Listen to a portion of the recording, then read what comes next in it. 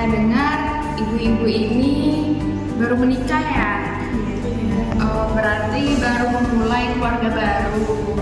Nah, jadi gini Bu, kan ibu-ibu ini baru menikah nih, jadi otomatis dalam keluarga baru ini ibu mempunyai sedikit masalah atau problem. Nah, mungkin dengan ibu berkonsultasi dengan perawat, mungkin ada yang ingin disampaikan. Nah, mungkin juga saya dengan Bapak Vera bisa membantu dengan masalah keluarga barunya ibu. Ini ada yang mau curhat? Ibu tenang aja ya Bu, karena semua yang Ibu ceritakan di sini, curhatan-curhatan Ibu akan kami jaga kerahasiaannya. Jadi Ibu nggak perlu khawatir tentang itu, karena semuanya sudah dirahasiakan. Mungkin ada yang mau sedikit cerita tentang kendala-kendala atau apa yang terjadi selama awal-awal pernikahan. Perkenalkan, nama saya Tiani. Jadi saya memiliki masalah keluarga di mana ini terkait masalah keuangan sih. Di mana suami saya itu kan yang kerja dan dia itu yang memegang semua keuangan. Tapi setiap bulan itu dia selalu memberi uang sih. Cuman yang di sini yang saya permasalahan itu pemasukan dan pengeluaran dia gimana. Jadi dari Mbak sekalian ada tips bagaimana supaya membuat suami saya itu terbuka masalah keuangan. Oke, baik Bu. Dan mungkin pertanyaan itu bisa tentang ini. Mungkin ada ibu lain yang ingin bertanya atau yang curhat selanjutnya. Kan saya Ibu Isma, saya nikah sudah sekitar 6 bulan. Nah, saya dan suami ini sama-sama sibuk bekerja. Jadi kami berdua ini kurang waktu bersama atau berkomunikasi. Jadi saya mau minta saran atau tipsnya dong agar kayak kami ini komunikasinya baik, baru kayak jadi sering. Meskipun kami sama-sama bekerja, kalaupun ada waktu tuh mungkin sudah capek kan bekerja, jadi cuma buat beristirahat saja. Oh baik, jadi pertanyaannya gimana sih cara agar pasangan ibu ini tetap ada waktu, tapi di sisi lain ibu dan suami ini memang bekerja. Oke baik. Oke, dari ibu-ibu yang lain mungkin ada curhat lagi. Untuk pertanyaan dari Bu Risma kita tampung dulu ya Bu Risma ya. Oh boleh. Jadi pertanyaannya Ibu Piani tadi itu bagaimana sih cara agar suami itu lebih terbuka tentang keuangannya, pemasukannya berapa, pengeluarannya berapa, meskipun setiap bulan itu sudah tercukupi. Biaya yang ibu minta tuh semuanya sudah tercukupi banget, tapi ibu pengen tahu aja gimana sih pengeluaran dan pemasukannya suami gitu ya Bu. Jadi yang pertama kita itu mulai komunikasi dengan suami, tapi dengan tenang aja, sama mungkin. Saya mau tahu pengeluaran kamu berapa gitu, jangan. Kayak misalnya kita mulai dulu dengan pertanyaan tenang, ini aja misalnya panggilan sayangnya ibu nih dengan suaminya apa misalnya. Saya pengen tahu dong pemasukan kamu sebulan berapa. Jangan langsung menggunakan pernyataan yang menunjukkan dia pakai uang pemasukan dia itu untuk kebutuhan yang lain. Jadi mulailah dengan pernyataan yang tenang. Yang tadi saya bilang, berapa sih pemasukan kamu? Saya pengen tahu.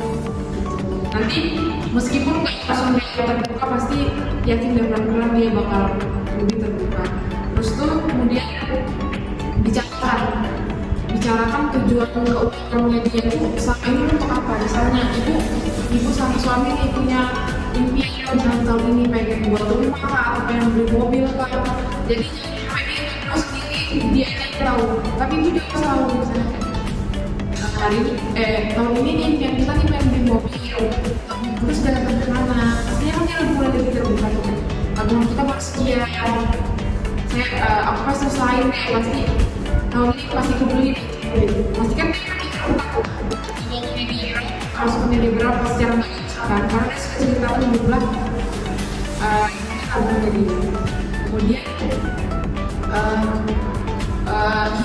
membahas keuangan ada memahami kayak misalnya tadi yang saya jelaskan di awal, kayak jangan sampai ibu itu menipu perasaan suami, kayak nanti suami itu langsung mikir keluarganya dia pikir saya memakai uang ini dengan hal-hal yang nggak absurd di belakang.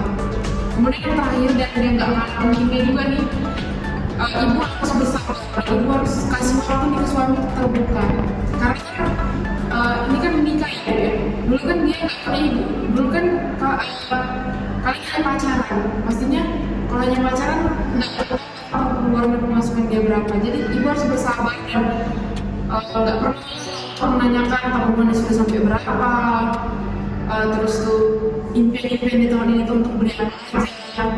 Bersabar dan waktu dia untuk terbuka, nanti lambat laun dia pasti akan terbuka. Itu sih gue yang tips dari saya.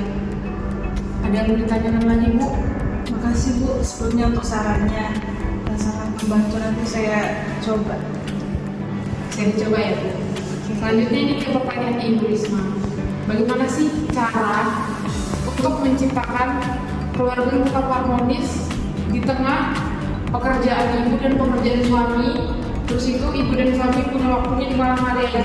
Gimana sih caranya supaya tetap ada komunikasi?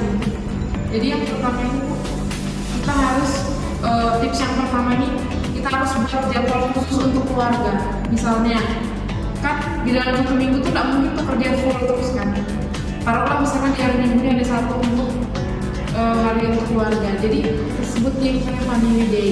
Jadi ini misalnya ibu belum punya anak kan, berdua aja dulu, ngobrol berdua, nanti mengurangi gangguan kayak gangguan teknologi misalnya kayak gadget, tadi tuh kalau capek kami ke gadget, kalau lagi lelah dari kantor langsung ke gadget. Kegiatan itu yang malah bikin komunikasi itu kurang. Mungkin ibu bisa mulai dari ibu sendiri dulu biar suami ibu nyontoh. Misalnya suami ibu tuh kayak ketergantungan banget sama gadgetnya dia, meskipun di dalam pekerjaan ibu bisa contoh dulu dari ibu, mulai dari ibu sendiri dulu. Kalau di rumah tuh waktunya kita yang kita berdua, kerja itu dari di kantor. Apalagi kalau berbicara tatap muka satu pasangan main HP itu jadi kurang fokus kan? Itu jadi kurang fokus banget dan jadi bermasalah.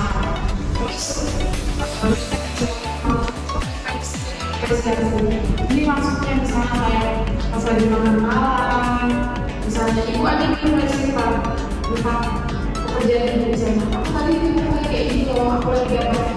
Aku lagi lomba, ada lomba di sana pasti itu suka pasti ada siapa aja kalau banyak gitu. Misalnya nanti pasti suami juga ngomong, saya itu tadi ngomong kalau begini, misalnya ada kegiatan itu di kantor saya.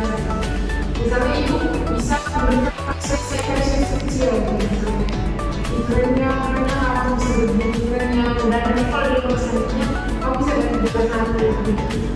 Dan percaya ya, tapi harus dibantu juga dengan sabar ya sabar.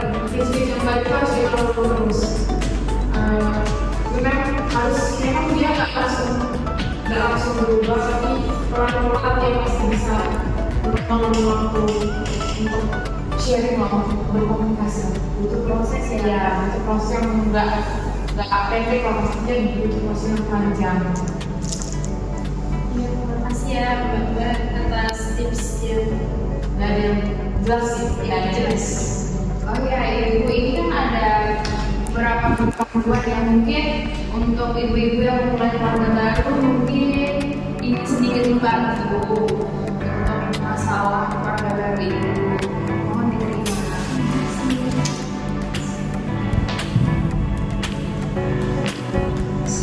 Oke, mudahan masalah yang dihadapi ibu-ibu sekalian bisa teratasi ya dengan berkonsultasi dengan kami. Semoga aja ibu-ibu pada saat kembali lagi ke sini ceritanya bukan yang kemarin-kemarin atau saat ini. Pulang dulu ya. Terima kasih tipsnya.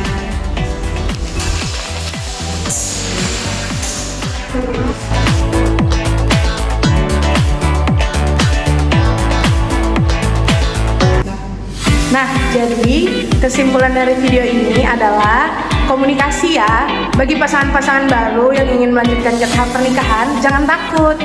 Kami akan membagikan tips dan triknya. Sampai jumpa di video berikutnya.